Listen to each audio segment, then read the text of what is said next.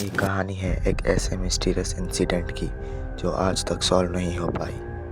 आज हम बात करेंगे डेटलॉफ पास इंसिडेंट के बारे में, एक ऐसी ट्रेजेडी जो हमारे समझ से परे है और जो हमें डर और कन्फ्यूजन दोनों देके गई है।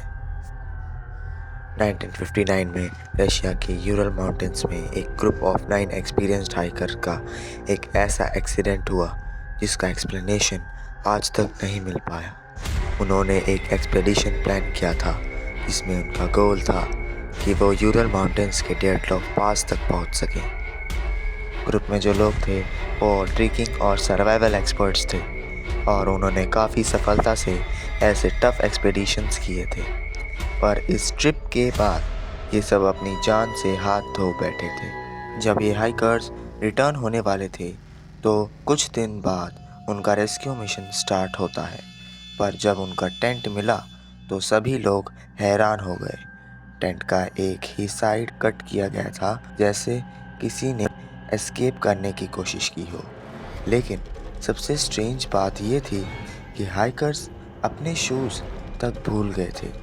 कुछ लोग बिना कपड़ों के मिले और ये सिर्फ शुरुआत थी। जब बॉडीज़ को ढूंढा गया तो उनके फेसेस और बॉडीज़ पर कुछ अजीब इंजरीज थी।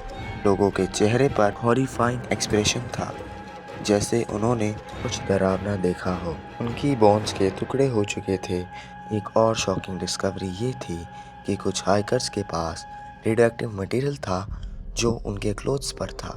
मतलब कुछ ऐसा था जो उनको नॉर्मल वर्ल्ड से अलग कर रहा था, एक चीज़ जो उनको रेडियो एक्टिविटी का सामना करने के लिए फोर्स कर रही थी। तो इस एक्सीडेंट के बारे में कई थ्योरीज हैं।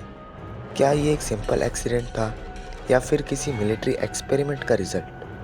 क्या किसी अननोन क्रिएचर ने उनका शिकार किया?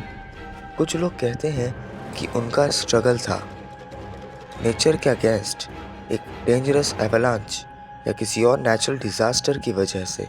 डेटलॉफ पास की मिस्ट्री आज तक अनसॉल्व्ड है और हो सकता है कि कभी भी हम उसका सच न जान सकें।